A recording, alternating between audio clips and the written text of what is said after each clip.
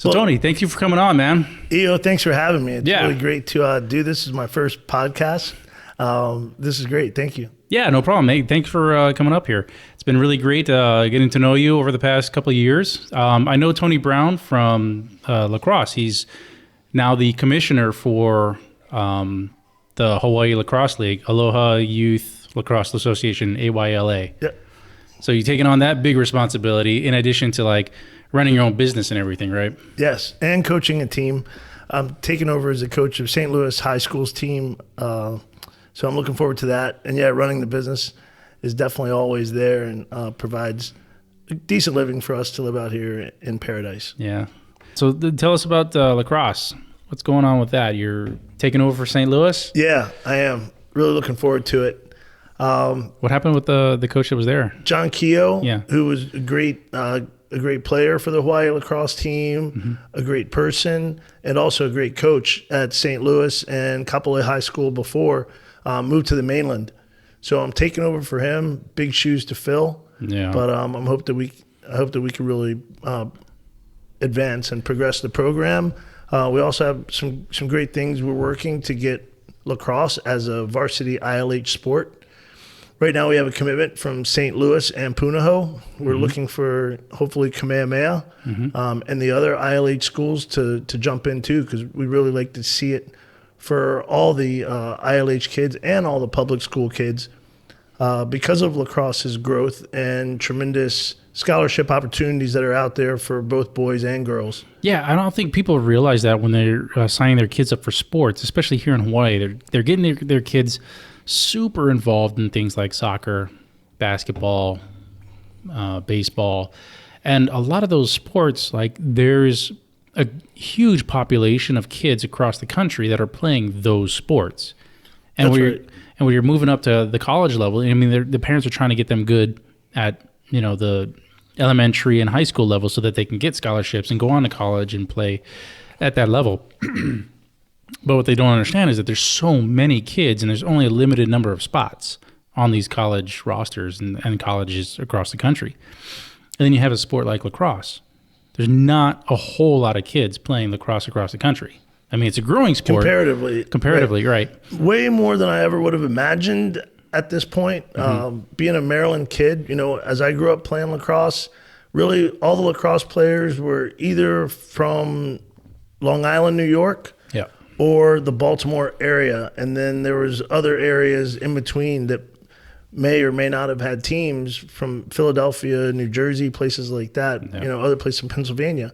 But now you have kids in high school playing public school in Utah, Colorado, which Colorado is one of the early growth hotbeds outside of the East Coast. Yep. In California, Texas, it's becoming huge. Oregon, Washington State. So the growth is tremendous, but you're right. Not nearly as many kids are playing lacrosse as play football, baseball, basketball. And there's still a lot of colleges that have lacrosse, and they're looking for players. Every year, schools are popping up out of the woodwork with programs. And one of the attractive things to these schools is the balance that it brings their Title IX regulations, I guess is the way to put it. But under Title IX, if you're offering a men's scholarship, you have to also offer a women's. So if you're offering 200 men's scholarships, you have to offer 200 women's scholarships. So a women's lacrosse team might have 25 to 40, 50 members. So it's a great balancer for those schools, for their football programs to offer a lacrosse program. So you're seeing teams from Stanford, USC, University of Florida, Northwestern University in Chicago that are popping up with really, really good, Stanford is another one, really good competitive lacrosse teams outside of the traditional hotbed. So there's tremendous growth at the college level, and you're right. They need kids to fill those spots. Yeah. I think it has a stigma of being, lacrosse has a stigma of being like an Ivy League type of sport, traditionally rich white kid playing that kind of sport, but it's not. I mean, it's really that was for a time period at the college level, it was like the Ivy League sport, but there's a resurgence of Native Americans, First Nations people that are coming out and saying that, no, this is our sport that we created. That's right. And they're increasing their skill level, and they're putting together teams and going to the world championships. And so what you see with the lacrosse is that, hey, it's not this Ivy League sport. It's a Native American. These are like the it's a pretty blue Indians. collar. It is. Yeah. It had that stigma for a long time of being the rich white sport, the very upper class type sport. But even if you look at the kids that were playing at that time, they're the blue collar of that group. You know, because it's pretty down and gritty kind of sport. You know, you're running really hard. You're shooting a ball that's pretty heavy and hard at up to 90, 100, 120 miles an hour for some of the professionals these days. Yep. And it hurts to get hit with the ball or to get hit by a person running full speed.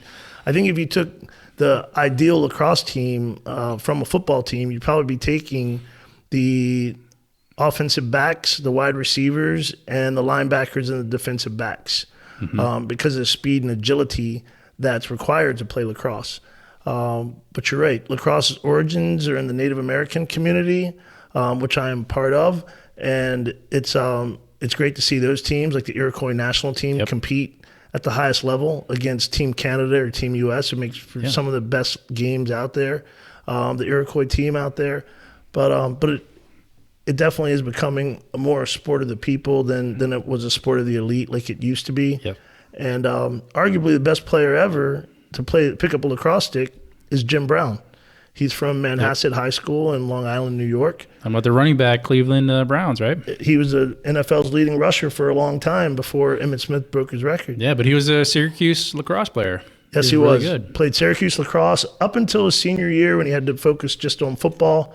But I know people who played against him, and they said it was like a man amongst boys out there on the lacrosse field for Jim. The way he could run through or over or around people to get to the goal and take a shot was I guess it would have been something to see. I wish I would have seen some of that. Yeah, there's not a whole lot of video. I don't think I've ever seen any video of Jim Brown playing lacrosse at Syracuse, but there's a lot of football. I've only seen pictures of him with his stick, and I've never seen a game either. But some people say like the way he ran the ball in football, he got those skills from lacrosse, like the spin moves, the cutbacks, and stuff like that, because those are like traditional fundamental skills in lacrosse. Yes, foot agility is key in lacrosse. I used to play with Mark Millen, who was a tremendous attackman, arguably one of the best players ever to pick up a stick. But he played it like a point guard in basketball, and he would say how to get like ideas and inspiration on moves to make. He would watch the NBA and particularly watch the point guards, the way that they could handle the ball with both hands, the way that they could spin, the way they could cut, the way they could find the open player or set things up off of a drive to make an open player is something that he learned and I learned by hearing him say it and tell me about it. So I started doing it too.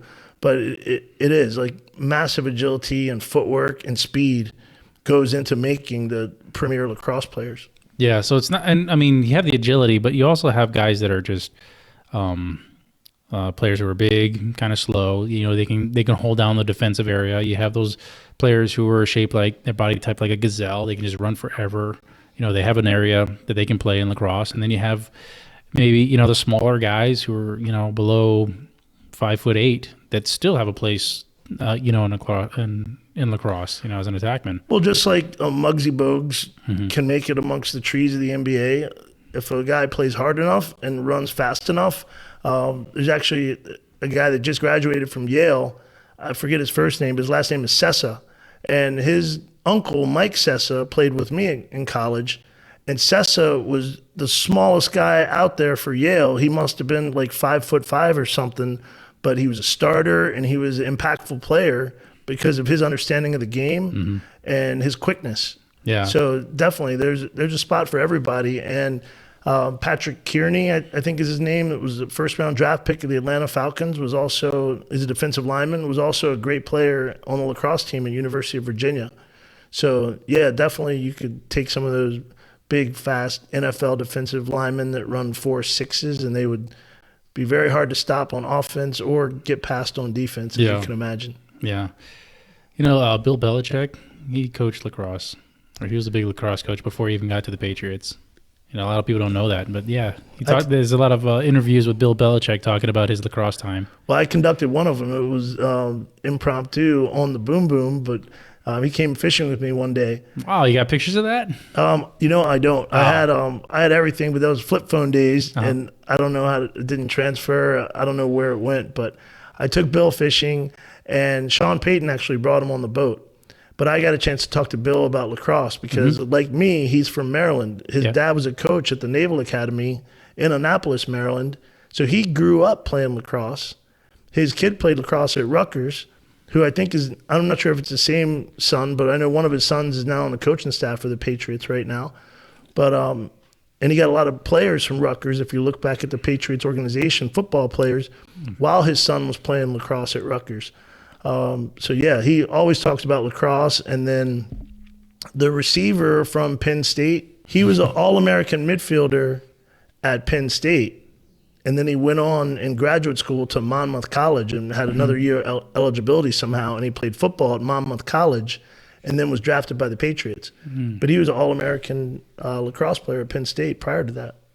Yeah, no, I mean, lacrosse has a lot of great fundamentals and great skills that can translate to other sports.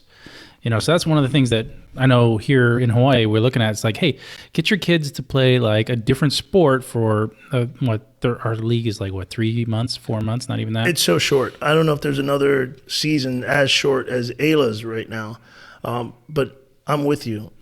But just to get those other skills in there, see a different game. Well, I think sports has come to be a money-making industry where this year-round soccer and year-round football is all, it's going to drive the skill level up a lot because they're playing a lot more. It's also driving revenue for a lot of people, and that's why they like to offer it out there. But for the kids, I don't know if it's the greatest thing because I think when you see the year-round stuff, the burnout rate has to be much higher. Yep. And then they're not as diverse. Right. You want the kids to be a contributor on the baseball team, but maybe a star on the basketball team and a solid contributor on the football team. Then they're learning all these different roles that they can play to be a part of a team. And the separate skill sets, like you're saying, where they can learn different footwork or agility, or maybe their hand-eye coordination can become better by doing something different. But I really believe it's great for a kid to be well-rounded. Yeah. Kind of concerned when I hear parents say that, "Oh, my kid plays lacrosse." That's good, but it can lead to a burnout kid. And I know a ton of them who, by the time they get to freshman year of college or senior year of high school, they don't want to pick up a stick ever again. Yeah, they're done with it. Yep. And that's sad, because you have people like you and me who still play sports well into our, 40s, 50s, and I want that for my kids. I want them to have a sport where they can play it as an adult, to stay in shape, to just have fun and, have like an outlet for all their pent up frustration from the work week as an adult, So that's what I look at when I play hockey. And I'm sure because you still play lacrosse with the adults league. Right? I do. We just wrapped up our 29th annual tournament here in Hawaii, and I played on the Masters, which is 30 and over, and the Grand Masters, which is 40 and over. And you're right. If it weren't for chasing that ball around for the last 35 years of my life, I would have gained a heck of a lot more weight. It gives you purpose to get out there and do something. Yeah, it keeps you in shape for going fishing. Yeah, I agree with that. Yeah, I like it because you have sports like football where, they just can't play that after a certain age. If you're done in high school and you can't go on to college, you're never going to play football again. Like, you're just not. That's right. And even baseball. You have guys that play baseball throughout their life, but if they don't go on to play either college or professional, they're relegated to playing rec league softball. Yep. It's like, it's not the same thing. That's right. It's not really a workout. That is a blessing of lacrosse. And it's nice of you to point that out, Io, because I don't think about that much, especially when it comes to my kids. I'm thinking about, like we were talking about, the college opportunity and the scholarship opportunity is what I'm looking at with them. But you're right. It's great for them to be able to carry on with that and play competitively through the years. Yeah. Bill Tierney, who's the coach at University of Denver, the first team in college history outside of the East Coast to win a college lacrosse national championship, played in a 65 and over tournament in Colorado a few years ago that I attended. So yeah, you can play it forever. Yeah, yeah. For kids growing up, I want them to have that sport that they can continue playing well into their adult life and stuff like that, and still have some fun and some recreation like that. I think one of the most challenging things to a new lacrosse player is the stick handling. Being able to catch and throw the ball can make it very frustrating if you're having a hard time doing it, and that probably keeps kids away at times too. I think when they first see it does. It's kind of a challenge to, even when you see other kids doing what they do with the stick and the ball, and then picking up the stick and not even be able to run with it or cradle it. It's really frustrating. But once they learn that, it turns into fun. It takes off. Yeah, it does. It's that curve that each of us has to go through. But you're right. Once they make it through the curve, they can really enjoy the sport. But the first thing is getting them past that initial. For some, could be curve. For others, it could be a mountain. But getting them over that, and then it's fun on the other side, right? But I tell some parents who they have their kids kind of interested in it, but they know that their kid is just not really coordinated with hand-eye coordination, handling with ball sports and stuff like that. I'm like, just put him on defense. Give him a 6-foot pole, and he doesn't have to handle the ball that much. He can just, if he does, just scoop it and pass it off to someone who does, but in the meantime, he can just defend the goal, use his body and stuff like that. Right. Yes. That's a good idea too. So they don't have to be like master stick handlers. Right off the bat, there's always a place to find, a position to find for, any player in a lacrosse field. Well, there'll always be a spot for a kid who can play defense and has good footwork, where you're right, they don't have to handle the ball that much. If they can do their other jobs really well, then like any other team, they compensate for that weakness. Yeah. But for sure. But one of the best things for these kids is to get out with that stick and with that ball and throw it off of a wall. It's something that doesn't take a partner. It's solo, and it's what any really good lacrosse player has spent a ton of time throwing the ball off of a brick wall, playing catch with themselves to develop good stick work. So is that one of the challenges here, trying to get the sport into like other high schools and stuff, like just unavailability of sticks, or what? I think what is the challenge there? I think the biggest challenge that I've seen with the high schools as we try to work, varsity lacrosse into the ILH is unfamiliarity with the sport. But when you show them the scholarship numbers and what's out there and what's available for the kids, I think a lot of them are forced to make room for it. And we all have very limited field space here in Hawaii. Yeah. We don't have a lot of great campus fields where kids can practice sports like I think we see on the mainland more. That's definitely a challenge too. And you really have to have an athletic director who's willing to carve out that space for lacrosse, be it in the budget to have another team or in making time with the limited field space. Yeah.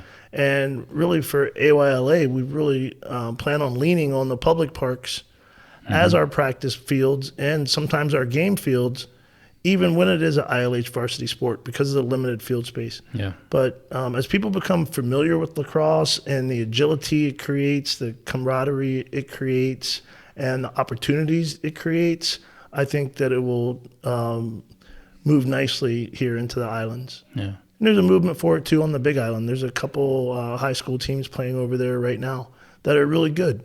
So yeah, when I saw the Big Island teams come here to Oahu for their weekend tournament with the Oahu teams, it's like the big Hawaiian dudes out there with their long hair and stuff, big and just like going, kids, yeah, and they were having a blast. I was like, yes, that's what we need. We need to see those kids, the local kids, coming out and really showing their passion and their love and specialty for the sport. It was great. It was really great to see. It was like, hey, it's not just football. Hawaii is great for football. It produces a lot of great football players. And I think for that same reason, it could produce a lot of great lacrosse players. For sure. And I agree with you. And ALA needs to see the growth of the local kids. A lot of the ALA kids are from the mainland, or their parents are stationed here, and so they're involved in the lacrosse league. But we really want to see growth of the average local kid picking up a stick and having a great time playing and having those same opportunities available to them because of the sport. Is it about getting them into like the public schools and like the PE curriculums and stuff like that? Or we definitely would like to see more in the public schools. We need more kind of a touring group of Hawaii lacrosse players that can go around and give demonstrations at PE classes, and we're working on that. But it's been a bit of a challenge with everyone's strong work schedule. Yeah, definitely. But that would definitely help if we could do more of the demos, I think. But also we do free clinics for beginners. The clinic's absolutely free, so it's important too for parents to keep their eyes out and see the opportunity for a free clinic and put the time in. And we had one called the Trilax Clinic, which by a grant from U.S. Lacrosse allowed us to give every kid that entered 2 balls and a stick, and they paid $30, which also gave them a subscription to U.S. Lacrosse magazine and a membership to U.S. Lacrosse. So they get like 6 magazines a year. It was $30, and you get a $100 stick and a couple of balls. I think that's fantastic because once you get the stick, once the kid gets that stick and they start to see what they can do with it, like how far they can throw a ball or how accurately they can throw a ball, like it changes things. It really clicks. It starts to become fun. It's like, oh my God, I can launch this ball super far. That's right. And just get that fun part in, and then they can join a team, and then they can actually learn the game and learn the fundamentals and, really get to go from there on, learning the game itself, because it's not just about throwing the ball far or throwing the ball hard. It's a lot of teamwork involved. For sure. But throwing that ball really far, that's fun. It's a lot of fun. If you can shoot it really hard, it's a lot of fun. When the first time you shoot it and you see the hole rip in the net, that's pretty exhilarating accomplishment and experience, right? I think for my kids, especially when they were 3 years ago when they first started, they could throw with a lacrosse stick. They could throw a ball way farther than they could throw it with their hand. And that like clicked in them. They're like, oh, this is fun. I can just launch it. And I would let them, we would go to the field and I would just let them, hey, just here, throw the ball as far as you can. Launch it. Yeah. And then go run after it and grab it and throw it back. You did a great job. They're really good at it. Yeah, thanks, man. Both of them. They really have exceptional stick skills for kids their age. So you've done a great job. And I'm glad you're coaching. I want them to have fun doing it, though. Yeah. So as long as they're having fun doing it and they can see the value in it also, that's the important thing. That's right. That's right.